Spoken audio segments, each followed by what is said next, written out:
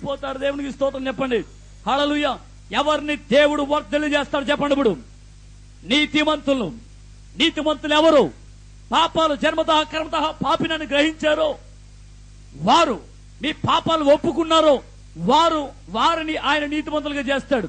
పాప క్షమాపణ నిమిత్తమై అపోస్తలుల 2వ అధ్యాయంలో మనం చదివితే లాస్ట్ వచనంలో పాప క్షమాపణ నిమిత్తమై ప్రతి వాడును యేసు క్రీస్తు నామములో బాప్తిసం పొందాలి. దేవునికి స్తోత్రం. అర్థమైందా? అప్పుడు రక్షణ పొందిన వారు అవుతాం, నీతిమంతుల జాబితాలో చేర్చబడతాం. దేవుని ఆత్మ కొరకు కనిపెట్టండి రక్షణ పొందిన వాళ్ళు. దేవునికి స్తోత్రం. హల్లెలూయా. నెక్స్ట్ దేవుని వాక్య భాగంలోనికి వెళ్దాం. మరొక మాట మనం ధ్యానం చేద్దాం. చూడండి, దేవుని పరిశుద్ధ గ్రంథము నుంచి యెహోషువ గ్రంథం 1:8. ఈ ధర్మశాస్త్ర గ్రంథములోని నీవు బోధింపక తప్పిపోకూడదు. దానిలో వ్రాయబడిన వాటి అన్నిటి ప్రకారం చేయుటకు నీవు జాగ్రత్త పడినట్లు దివారాత్రము దానిని ధ్యానించిన ఎడల నీ మార్గమును వర్ధిల్ల చేసుకుని చక్కగా ప్రవర్తించేది. చప్పలు కొడుతూ దేవుని మహిమపడదాం. హల్లెలూయా, హల్లెలూయా. నెంబర్ 3 వినండి. దేవుని పరిశుద్ధ గ్రంథంలో ఉన్నటువంటి వాక్యాన్ని మనం ఏం చేయాలి? వినాలి, దాని గురించి తెలియజేయాలి, దాన్ని ధ్యానించాలని వాక్యం చెప్తుంది. హల్లెలూయా. ఇప్పుడు దివారాత్రులు ధ్యానిస్తే మనం వర్ధిల్లుతామని పరిశుద్ధ గ్రంథం మనకు బోధిస్తూ ఉంది. దేవునికి స్తోత్రం. ఇప్పుడు ధ్యానిస్తున్నారా దేవుని వాక్యాన్ని? వింటున్నారా వాక్యాన్ని? విన్నారా చెప్పండి. చెప్పుకున్నాం కదా మనం ఒకసారి. ఏమని? ఆయన వాక్యం ఎలాంటిది? ఆయన వాక్యం రెండంచెలు గల ఎటువంటి ఖడ్గం కంటే వాడిగా ఉండి ప్రాణమును ఆత్మను కీళ్లను మూలుగులను విభజించినంత మటుకు దూరుచు హృదయ యొక్క ఆలోచన తలంపులను శోధించుతున్నదని హెబ్రీ 3వ అధ్యాయం 12వ వచనంలో ఆ విషయం కనబడుతుంది. దేవునికి స్తోత్రం. హల్లెలూయా. మరలా భక్తులు చాలా మంది చెప్పారు, నీ వాక్యం నా పాదములకు దీపం, నా త్రోవలకు వెలుగని. హల్లెలూయా.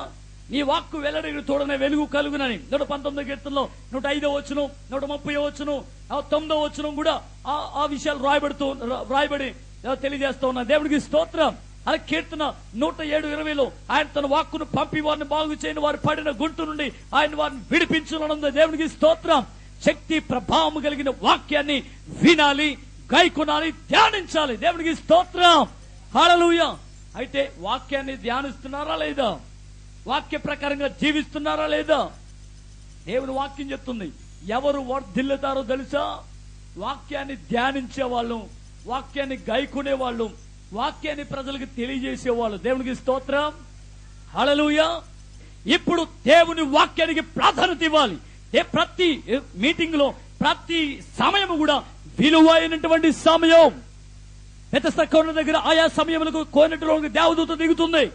అది పరలోకం నుండి వచ్చుచున్న దేవదూత. ఆయా సమయములకు అని రాసుందా? పలానా టైం అని రాసుందా? ఆయా సమయములకు ఒక సమయం అనేది లేదు. కాబట్టి దేవుడు ఆత్మను ఎప్పుడు పంపిస్తాడో, దేవుడు కార్యమును ఎప్పుడు చేస్తాడో, దేవుడు మన మధ్యని ఎప్పుడు సంచరిస్తాడో మనకే తెలియదు. దేవుడికి స్తోత్రం. కాబట్టి ఆ వాక్కు ద్వారా దేవుడు మాట్లాడతాడు. ఆ వాక్యాన్ని వినాలి, ధ్యానించాలి, గాయకునాలి. హల్లెలూయా. వింటారా? వాక్యం వింటే, ధ్యానిస్తే వర్ధిల్లుతాం.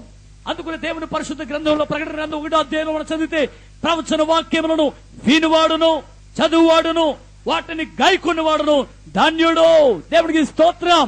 కీర్తన గ్రంథం 1వ అధ్యాయంలో దుష్టులు ఆలోచన చెప్పున్నాడు, పాపుల మార్గమును అపహాసకులు కూర్చునిగా యెహోవా ధర్మశాస్త్రమునందు ఆనందించుచు దివారాత్రములు దానిని ధ్యానించువాడు ధన్యుడు. చపరగుడు దేవుని మహిమపడదాం. హల్లెలూయా. అతడు నీటి కాలంలో యోర్న నాటబడిన వాడై ఆకు వాడక తన కాలమందు ఫలమిచ్చే చెట్టులాగుంటాడు. ఫలమివ్వని చెట్టు కాదు, ఫలమిచ్చే చెట్టులాగా ఉండాలంటే దివారాత్రులు దేవుని వాక్యాన్ని ధ్యానించాలి. దేవుడికి స్తోత్రం. అయితే వాక్యాన్ని వింటారా? వాక్యాన్ని చదువుతారా? వాక్య ప్రకారంగా జీవిస్తారా? వాక్యాన్ని ప్రజలకు తెలియజేస్తారా? చెప్పండి.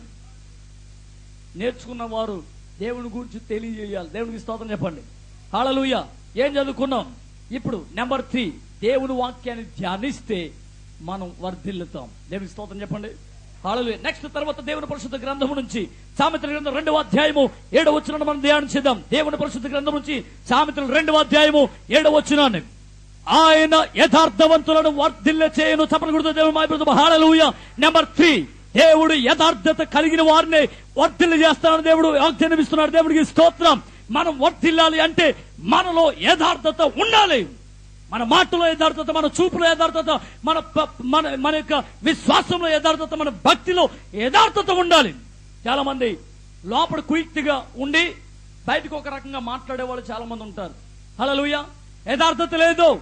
దేవుని పరిశుద్ధ గ్రంథంలో సామెతలు 11:20 ఒక మాట రాయబడింది. దయచేసి చదవండి సార్. సామెతలు 11:20. మూర్ఖ చిత్తులు యెహోవాకు హేయులు, యథార్థంగా ప్రవర్తించువారు ఆయనకి ఇష్టలు. ఎవరిని ఇష్టపడుతున్నాడు ఆయన? ఎవరంటే ఇష్టలు? ఎవరు ఇష్టలు ఆయనకి? యథార్థంగా ఉన్నవారే దేవునికి ఇష్టలు. దేవునికి స్తోత్రం. అలాగే దేవుని వాక్య గ్రంథంలో దినవృత్తాంతాల గ్రంథం 16వ అధ్యాయం 10వ వచనం చదివితే యథార్థ హృదయంలో బలపరచుటకు యెహోవా కనుదృష్టి లోకమందంతటా సంచారము చేస్తుందని పరిశుద్ధ గ్రంథం 9వ వచనంలో ఆ మాట రాయబడింది. హల్లెలూయా. దినవృత్తాంతాల గ్రంథం 2వ దినవృత్తాంతాలు 16:9 ఆ విషయం కనబడుతుంది. కాబట్టి మనం యథార్థత కలిగిన వారుగా ఉంటే ఆయన మనల్ని వర్ధిల్ల చేస్తాడు. హల్లెలూయా. హల్లెలూయా. సత్యవర్తనలు ఆయనకి ఇష్టలు. సత్యమనే మాట్లాడాలి, యథార్థతనే మాట్లాడాలి. దేవునికి స్తోత్రం. యథార్థత లేదు, యథార్థత ఉండాలి. లోపల ఏమనుకున్నామో బయట అదే మాట్లాడాలని దేవుడు కోరుకుంటున్నాడు. దేవుడికి స్తోత్రం. హల్లెలూయా. ఏమంటే చాలా మంది సంఘంలో బైబిల్ అడుగుని వచ్చేస్తారు దేవుని స్తోత్రం అని. హల్లెలూయా. అలాంటి వాళ్ళు చాలా మంది సంఘాల్లో ఉన్నారు. పైకి ఒక రకంగా లోపల మరొక రకమైనటువంటి ఆలోచనలు, తలపులు కలిగిన వాళ్ళు చాలా మంది విశ్వాసంలో ఉన్నారు. దేవుడికి స్తోత్రం. దేవుడు కోరుకుంటున్నాడు నీవు యథార్థత కావాలని, నీవు యథార్థవంతురాలిగా దేవుని సంఘంలో ఉండాలని దేవుడు కోరుకుంటున్నాడు. దేవుడికి స్తోత్రం. యథార్థత కావాలి. యథార్థత నీకుంటే నిన్ను, నీ కుటుంబాన్ని బలపరుస్తాడు, ఆశీర్వదిస్తాడు, వర్ధిల్ల చేస్తాడు. దేవుడికి స్తోత్రం. యోబు గ్రంథంలో 1:8 యోబు యథార్థవంతుడు, నీతివర్తుడు అని వాక్యం చెప్తుంది. హల్లెలూయా. అతనికి ఎన్ని శ్రమలు కలిగినా, ఎన్ని ఇబ్బందులు వలయంలోకి చిక్కుకున్నా, ఎన్ని శోధనలు ఎదురైనా, సాతాను వాడిని తలకిందులుగా చేసినా దేవుడి మీద ఉన్న నమ్మకాన్ని వదులుకోలేదు, దేవుడి మీద ఉన్న భక్తిని వదులుకోలేదు, దేవుడి మీద ఉన్న విశ్వాసాన్ని వదులుకోలేదు. కాబట్టి దేవుడు రెండంతల మేలు దేవుడు యోబుకి ఇచ్చాడు. చప్పట్లు కొడుతూ దేవుడు మాట్లాడుతాము. హల్లెలూయా. హల్లెలూయా. దేవుడు ఎంత మాత్రము ఆయన అనాథలుగా విడిచిపెట్టడు మనలో యథార్థత ఉంటే. దేవునికి స్తోత్రం. ఉందా యథార్థత? ఉందా? హల్లెలూయా. మంచిది. అందుకునే యథార్థత ఉంటే రెండంతల మేలు దేవుడు మీకు చేస్తాడు. దేవునికి స్తోత్రం. నెక్స్ట్ మరొక మాటలోకి వెళ్ళిపోతాం. గ్రంథం 2వ దినవృత్తాంతాలు 31వ అధ్యాయం 20వ వచనం. చూడండి. 2వ దినవృత్తాంతాల గ్రంథం 31వ అధ్యాయం 20వ వచనం. మన దేవుని ఆశ్రయించుటకై దేవుని మందిరమును సేవ విషయం అందేమి, ధర్మశాస్త్రం అందేమి, తన దేవుని ఆశ్రయించుటకై దేవుని మందిర సేవ విషయం అందేమి, ధర్మశాస్త్ర విషయం అందేమి, ధర్మమంతటి విషయం అందేమి, తాను ప్రారంభించిన ప్రతి పని అతడు హృదయపూర్వకంగా జరిగించి వర్ధిల్లను. చప్పట్లు దేవుని నామమున మహిమపడుతూ హల్లెలూయా. హల్లెలూయా. వినండి. తనకిచ్చిన పరిచర్య, తనకిచ్చిన కర్తవ్యాన్ని, హల్లెలూయా, దేవుడు తనకిచ్చినటువంటి వాక్య గ్రంథాన్ని, ధర్మశాస్త్రాన్ని బోధించిన విషయంలో, అన్ని విషయంలో హృదయపూర్వకంగా జరిగించి వర్ధిల్లాడు. దేవుడు స్తోత్రం చెప్పండి. హల్లెలూయా. దేవుడు నీకే తలాంతు ఇచ్చాడో ఈరోజు దేవుడు నీతో మాట్లాడుతున్నాడు. పరిచర్య తలాంతు ఇచ్చాడా? నీవు పరిచర్య బాగా చేయి దేవుని సన్నిధిలో, దేవుని సంఘంలో. హల్లెలూయా. నీకు బోధించే పని ఇచ్చాడా? ఆ బోధ చేసే పనిలో శ్రద్ధగా ఉండు, హృదయపూర్వకంగా జరిగించు. నీకు దర్శనాలు చూసేటటువంటి వరాన్ని ఇచ్చాడా? ఆ వరంలో నువ్వు శ్రద్ధ కలిగి హృదయపూర్వకంగా జరిగించు. హల్లెలూయా. నీకు ఏ తలాంతు ఇచ్చాడో, ఏ పరిచర్య దేవుడు నేను చేయమని చెప్పాడో ఆ పరిచర్య విషయంలో నీవు హృదయపూర్వకంగా జరిగించిన ఎడల దేవుడు నిన్ను వర్ధిల్ల చేస్తాడు. చప్పట్లు కూడా. హల్లెలూయా. శక్తికి లోపం లేకుండా పని చేయాలంట భూమి మీద ఉండగా. ఏమండి? లేకపోతే పాతాళానికి వెళ్ళిపోయావనుకో అక్కడ పని అయినా ఉపాయమైనా ఉండదు. హల్లెలూయా. హల్లెలూయా. కాబట్టి నీకు దేవుడు ఏదైతే చేయమని చెప్పాడో అది హృదయపూర్వకంగా చేయి. ధర్మమంతటి విషయంలో, ధర్మశాస్త్ర విషయంలో, పరిచర్య విషయంలో హృదయపూర్వకంగా జరిగించాడు ఉజ్జియా. వినండి, ఈ ఉజ్జియా దేవుణ్ణి ఆశ్రయించాడు. ఆశ్రయించినంత కాలము కూడా దేవుడు తనకిచ్చిన పరిచర్య విషయంలో, రాజరిక విషయంలో, ఎవరి ధర్మశాస్త్ర విషయంలో, ధర్మమంతటి విషయంలో అతడు హృదయపూర్వకంగా చేశాడంట. శక్తికి లోపం లేకుండా చేశాడంట. అందుకునే దేవుడు అతన్ని అన్ని విషయంలో వర్ధిల్లు చేశాడు. చప్పట్లు కొడుతూ దేవుని నామమును మహిమపడతాం. వర్ధిల్లాడు కదా, ఆస్తి కలిగింది, ఐశ్వర్యం వచ్చింది, పేరు ప్రఖ్యాతులు వచ్చాయి. అన్ని వచ్చిన తర్వాత స్థిరపడిన తర్వాత, వాక్యం చాలా చక్కగా ఆ మాట రాయబడింది, స్థిరపడిన తర్వాత మనసును గర్వించి చెడిపోయాడంట. హల్లెలూయా. అర్థమైందా? నిలుచున్నానని అనుకుంటున్నావేమో, పడిపోకుండా ఉండినట్లు జాగ్రత్తగా చూసుకోమని వాక్యం ప్రకటన చెప్తుంది. హల్లెలూయా, హల్లెలూయా. జాగ్రత్తగా ఆలోచించండి. హృదయపూర్వకం జరిగించాడు కాబట్టి దేవుడు అతను వర్ధలు చేశాడు. అతనికి ఆస్తి ఐశ్వర్యంలో గొర్రె మేక మందడు దేవుడు ఇచ్చాడు, రాజ్యాన్ని ఇచ్చాడు. దేవుడికి స్తోత్రం. అభివృద్ధి చెందాడు. అతని దినంలో రాజ్యం క్షేమంగా ఉంది. దేవుడికి స్తోత్రం. స్థిరపడిన తర్వాత గర్వించి చెడిపోయాడు. నీవు హృదయపూర్వకంగా చేస్తున్నావా? అర్థమవుతుందా మీకు? హల్లెలూయా. మంచి పనిని హృదయపూర్వకంగా జరిగిస్తే వర్ధిల్లుతాం. అర్థమైందా? నెంబర్ 4. నెంబర్ 5.